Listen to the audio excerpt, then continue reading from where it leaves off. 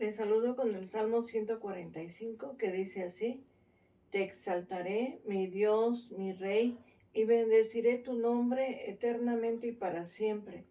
Cada día te bendeciré y alabaré tu nombre eternamente y para siempre. Grande es Jehová y digno de suprema alabanza, y su grandeza es inescrutable. Generación a generación celebrará tus obras y anunciará tus poderosos hechos. Amoroso y buen Padre Celestial, te damos gracias, Señor, en este día, porque nos permite, Señor, el poder considerar tu palabra, Señor. Te rogamos, Señor, que tu palabra esté siempre en nuestro corazón y que nosotros no solamente seamos oidores, sino hacedores de la palabra eterna. Te lo rogamos en el nombre de tu Hijo, nuestro Señor Jesucristo. Amén. Vamos a dar lectura a la primera carta a los Corintios en el capítulo número 1, en su verso número 10, que dice así: Os ruego, pues, hermanos, por el nombre de nuestro Señor Jesucristo, que habléis todos una misma cosa y que no haya entre vosotros divisiones, sino que estéis perfectamente unidos en una misma mente y en un mismo parecer. Bueno, con esta porción de la palabra de Dios vamos a considerar este tema que se titula Controversias y Concilios. La verdad bíblica dice que la Biblia señala que estemos atentos a enseñanzas que pongan en peligro el centro mismo de la fe cristiana. Verdad bíblica aplicada. Que el creyente a través del Espíritu discierna sabiamente acerca de aquellas doctrinas que minimicen la divinidad del Señor Jesucristo. Y bueno, como en tiempos del apóstol Pablo, hoy también hay diversas controversias teológicas y la solución a estas contiendas pues es presentar los argumentos bíblicos. Para esas controversias hay que ir a la palabra de nuestro Dios. Hay que presentar argumentos sólidos al interior de la iglesia. Hay enseñanzas en contra de la divinidad del Señor Jesucristo. En la iglesia primitiva, esos eran los problemas que existían entre judíos y gentiles. Encontramos algunos grupos como los gnosticismos, los cuales, ¿verdad?, traían pues esos problemas dentro de las iglesias y había esas situaciones que había que solucionar. ¿Cuáles son las causas de las controversias? En Mateo capítulo 5 dice la palabra de Dios de la siguiente manera, Mateo 5, en su verso número 10, dice así: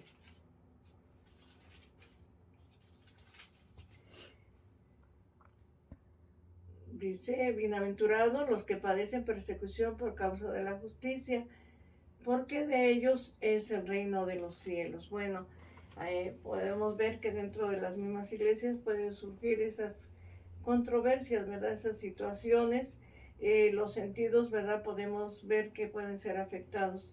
Y entre esas controversias podemos considerar esos opuestos orígenes donde se enseñaba la eterna generación del Hijo, y también decían que, hablando acerca de nuestro Señor Jesucristo, ¿verdad?, decían que el Señor Jesucristo era un segundo Dios y una criatura.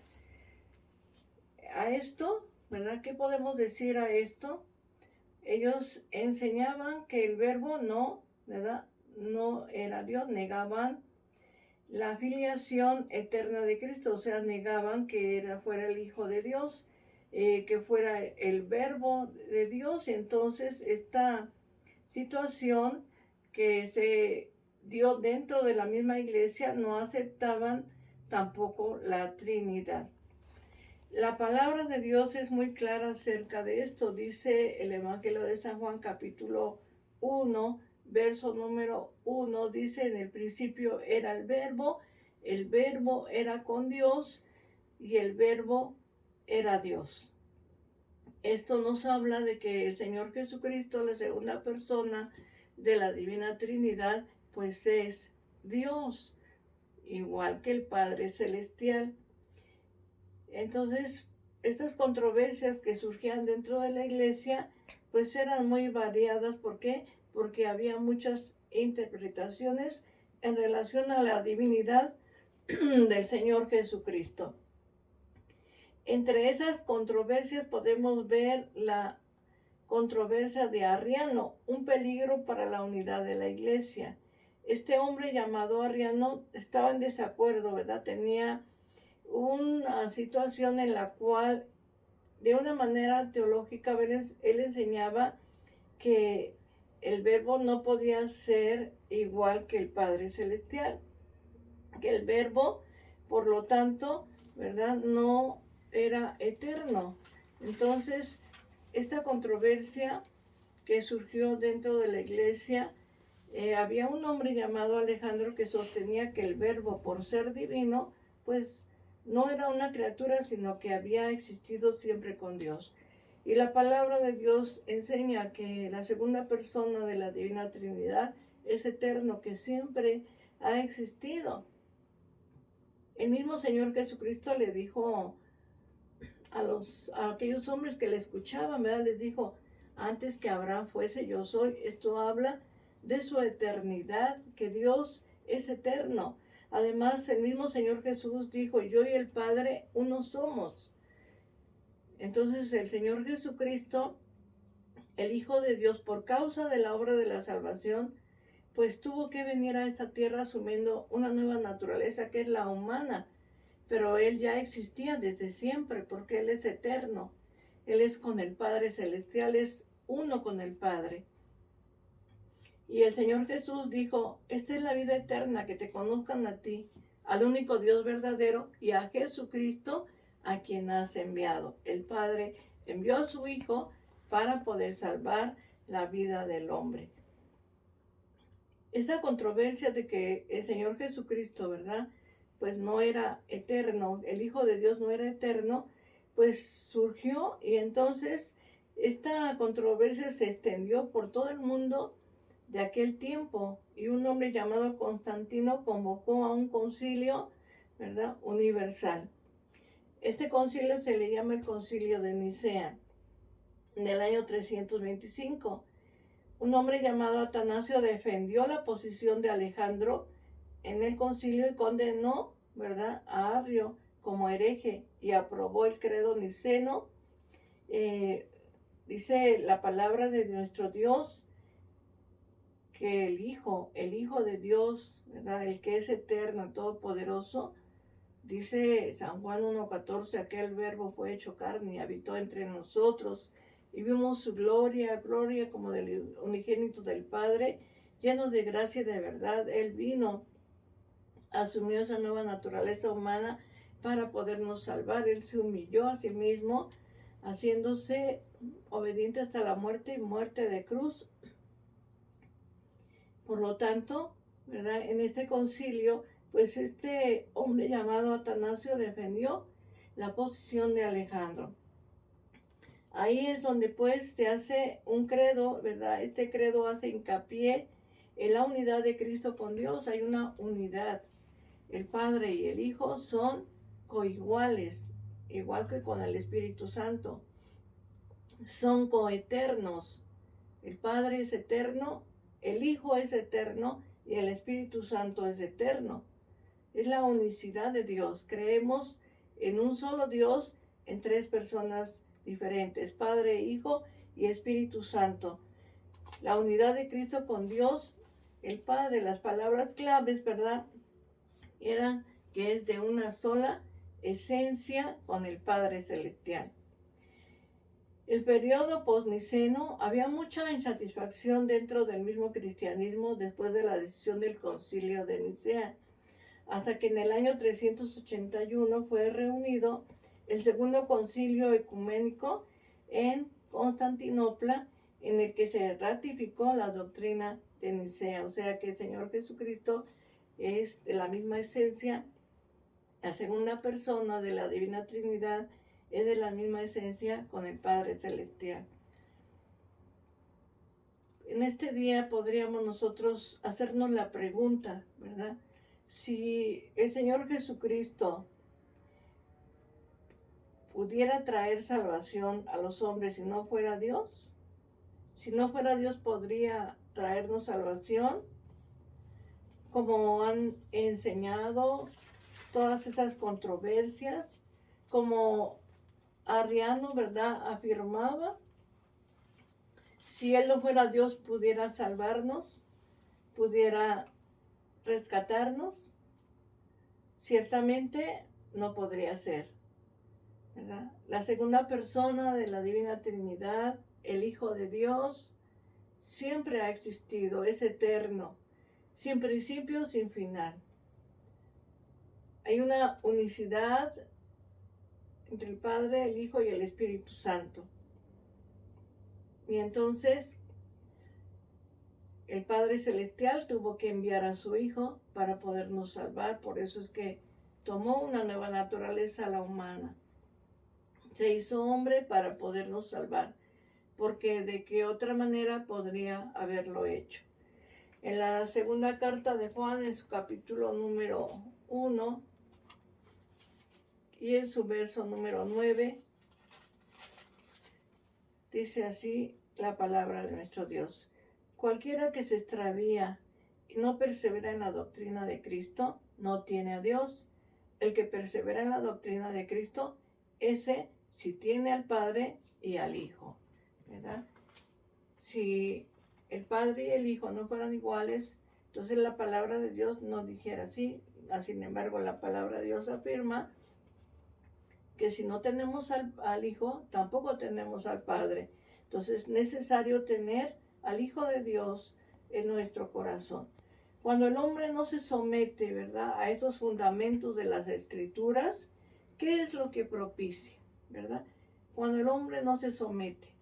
La palabra de Dios es tan clara cuando dice en Hechos 4:12, en ningún otro hay salvación, porque no hay otro nombre bajo el cielo dado a los hombres en quien podamos ser salvos.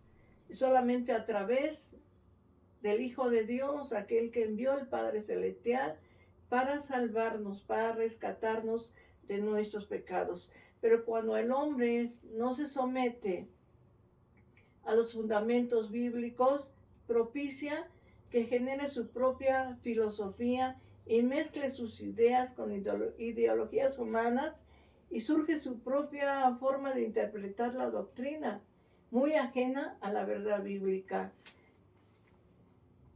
¿Qué sucede con esto? Cuando se hace estas cosas, hay un riesgo, la preservación del Evangelio afectando la fe por caer en errores.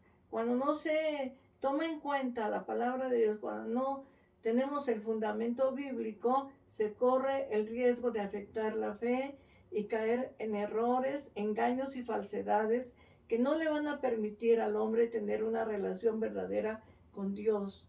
Por eso es importante que podamos nosotros tener el fundamento bíblico de la palabra de Dios, la Sagrada Escritura, la cual nos enseña que el Padre y el Hijo son iguales, que ninguno es mayor, ni el Padre es mayor que el Hijo, ni el Hijo es mayor que el Padre. Hay una unicidad entre el Padre y el Hijo y el Espíritu Santo.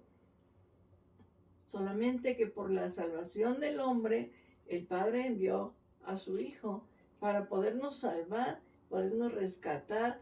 Por eso es que el apóstol San Pablo, en su carta a los Filipenses, en su capítulo número 2, podemos leer lo que la palabra de Dios nos dice, cómo el Señor se humilló a sí mismo, haciéndose obediente hasta la muerte y muerte de cruz.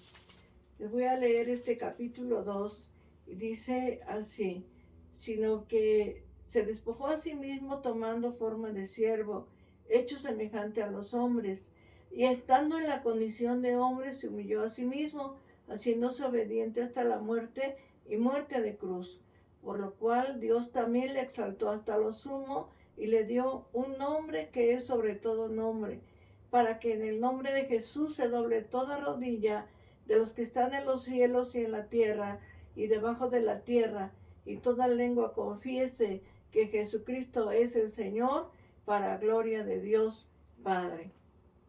Él se humilló. Jesucristo se humilló haciéndose hombre. Vino a esta tierra. Fue como uno de nosotros, pero sin pecado. ¿Para qué? Para salvarnos. Pero cuando el hombre, ¿verdad? Cuando el hombre trata de cambiar lo que la palabra de Dios dice, hay un riesgo. Está afectando la fe. Hay un peligro. Se trastorna la mente y como resultado se va a experimentar una vida que no agrada a Dios, una vida que no es conforme, ¿verdad?, a la palabra de nuestro Dios. Por eso es importante que podamos ir siempre a la palabra del Señor. En Hebreos capítulo 13, en su verso número 9, leemos la palabra de Dios y nos dice así. Hebreos 13, 9. No os dejéis llevar por doctrinas diversas y extrañas, porque buena cosa es afirmar el corazón con la gracia, no con viandas que nunca aprovecharon a los que se han ocupado de ellas. Dice que no nos dejemos llevar por doctrinas extrañas. El Señor Jesucristo es Dios, es el Hijo de Dios, es uno con el Padre Celestial. Entonces es importante que podamos nosotros considerar la palabra de Dios, afirmar nuestro corazón en las Escrituras.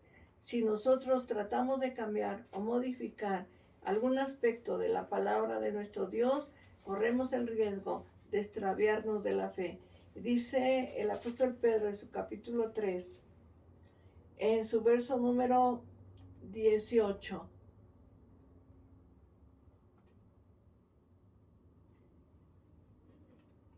En la segunda de Pedro 3, 17 y 18 dice así: porque mejor es que padezcáis haciendo el bien, si la voluntad de Dios así lo quiere, que haciendo el mal. ¿Verdad? Es importante que nosotros podamos ir a la palabra de nuestro Dios y escudriñar las sagradas escrituras. Y el Señor dice que es necesario que vayamos a la palabra de nuestro Dios.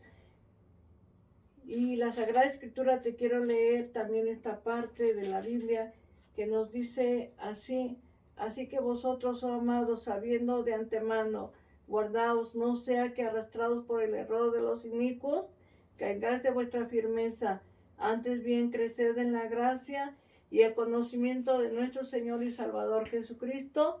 A Él sea gloria, ahora hasta el día de la eternidad. Amén. ¿Verdad? Que no caigamos, que nuestra fe sea firme en nuestro Señor Jesucristo.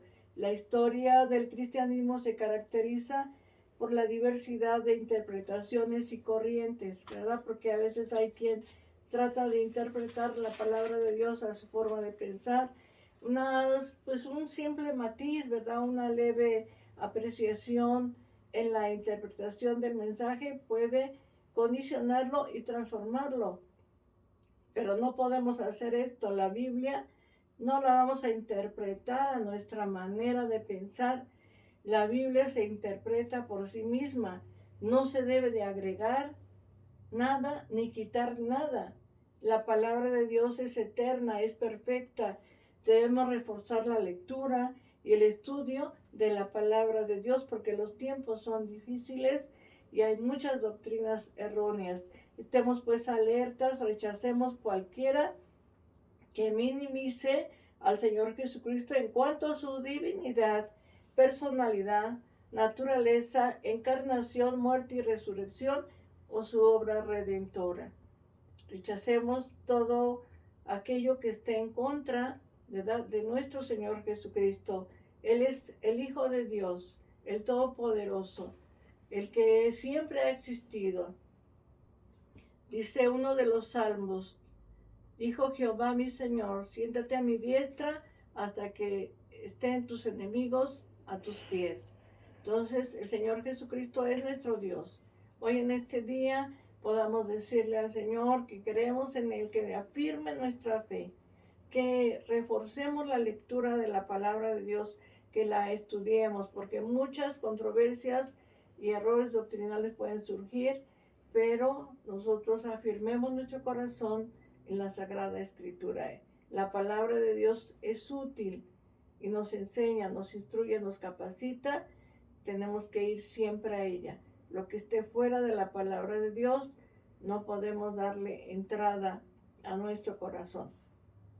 Les invito para que demos gracias a Dios. Amoroso y buen Dios, te damos gracias. Gracias, Señor, porque tu palabra, Señor, es eterna. Tu palabra se interpreta a sí misma, Señor. A veces el hombre quiere añadir o quiere quitar, Señor, de tu palabra. Y dice, Señor, tu sagrada escritura, que hay de aquel que lo haga, Señor. Tu palabra es perfecta, es eterna, permanece para siempre. Permite que cada día afirmemos nuestro corazón en ella, Señor, de tal manera, Señor Jesús, que cuando exista alguna duda, siempre vayamos a ella para que tu palabra, Señor, nos enseñe y nos instruya en todo, Señor, lo que concierne a nuestra salvación. Te damos gracias en este día, te rogamos, bendigas cada familia, cada hogar y bendigas a nuestros hermanos en las congregaciones. Te lo rogamos en el nombre de tu Hijo, nuestro Señor y Salvador Jesucristo. Amén. Leemos el Salmo 23. Dice así: Jehová es mi pastor, nada me faltará. En lugares de delicados pastos me hará descansar. Junto a aguas de reposo me pastoreará, confortará mi alma. Me guiará por sendas de justicia por amor de su nombre. Aunque ande en valle de sombra de muerte, no temeré mal alguno, porque tú estarás conmigo. Tu vara y tu cayado me infundirán aliento. Aderezas mesa delante de mí, en presencia de mis angustiadores. Unges mi cabeza con aceite, mi copa está rebosando. Ciertamente el bien y la misericordia me seguirán todos los días de mi vida, y en la casa de Jehová moraré por largos días. Amén. Que Dios te bendiga, la paz de Dios.